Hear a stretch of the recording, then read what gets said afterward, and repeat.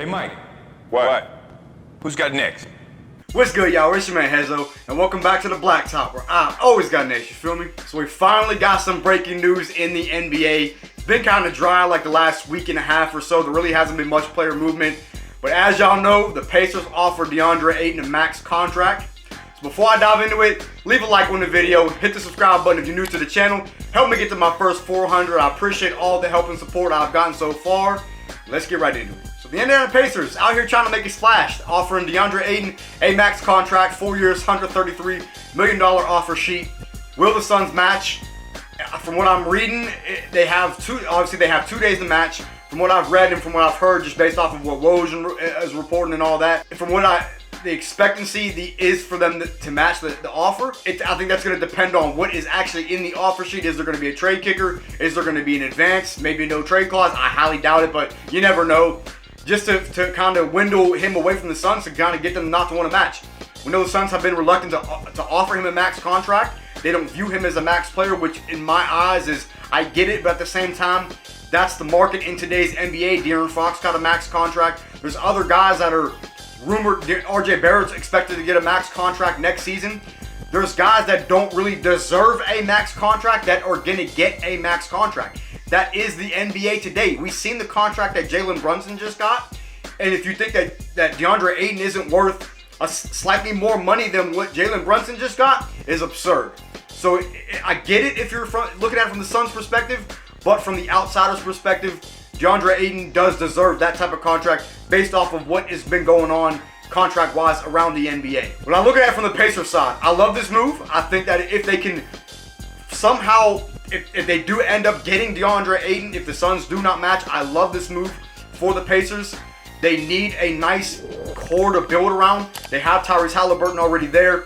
Getting DeAndre Ayton to pair with him, they really have a nice young core with that. Not really young core, but nice duo to build around. Maybe get some draft picks. I don't know, they just had a good draft pick this draft, so we'll see what else they can decide to do. They're probably going to obviously look to move Miles Turner, look to move Buddy Hield, get off those 2 contracts. I think they are both expiring deals.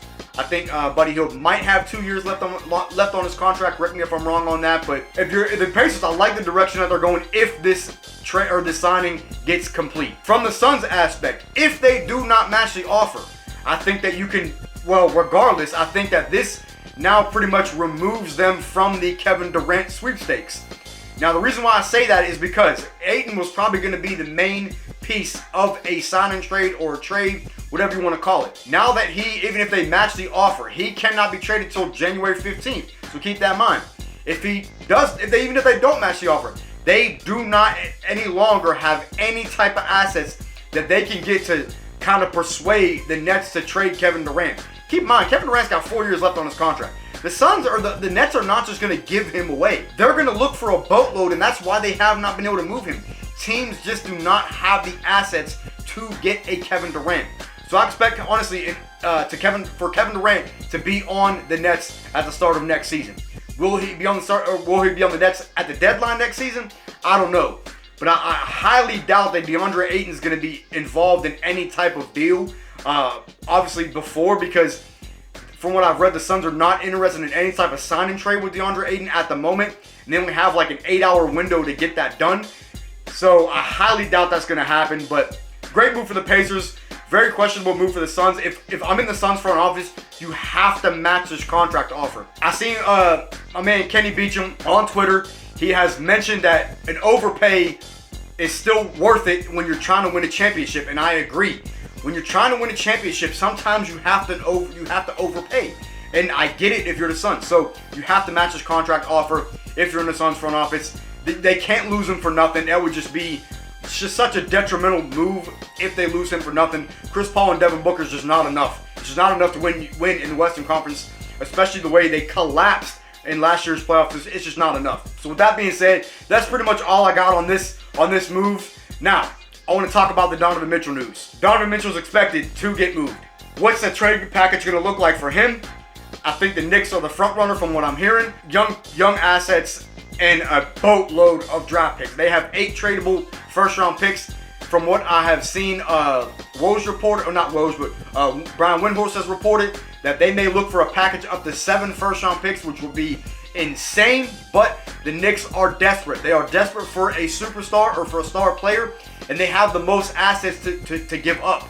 With Cam, you look at Cam Reddish, Obi Toppin, Quentin Grimes, Emmanuel Quickly, maybe RJ Barrett. They have so many young players and so many draft picks to get a guy like Donovan Mitchell. I do expect Donovan Mitchell to be a New York Knick by the end of the offseason. Another team that I have mentioned in the past, but I just don't think it's realistic anymore, especially looking what the Knicks have to offer, was the Heat with Tyler Hero, Duncan Robinson, and maybe like 3 first-round picks. But that's just not enough to get a Donovan Mitchell. We've seen the Rudy Gobert trade package, 5 first-round picks. It's just not enough to get a guy like Donovan Mitchell, a superstar caliber player. You're looking at a young package like the Knicks have, multiple draft picks. From what I have seen and what I have read, the Jazz do not want a player like RJ Barrett because they're going to have to offer him a max contract. They want younger players to build around with draft picks. So I don't know. We'll see what happens. I do think Donovan Mitchell is going to be a New York Knick by the end of the offseason, but we will see.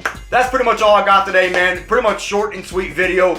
Wanted to hop on here real quick, talk about the news going on right now in the NBA. There really hasn't been much going on, so we'll see what happens over the next couple days. I'm going to hopefully get another video out depending on what happens with this Deandre Ayton move. Be sure to keep a lookout for my sneaker reveal part 2. If you have not had a chance, go check out part 1. It was my last video, so go check that out as well. Leave a like on the video. Leave your thoughts down in the comments, and I will catch y'all next episode.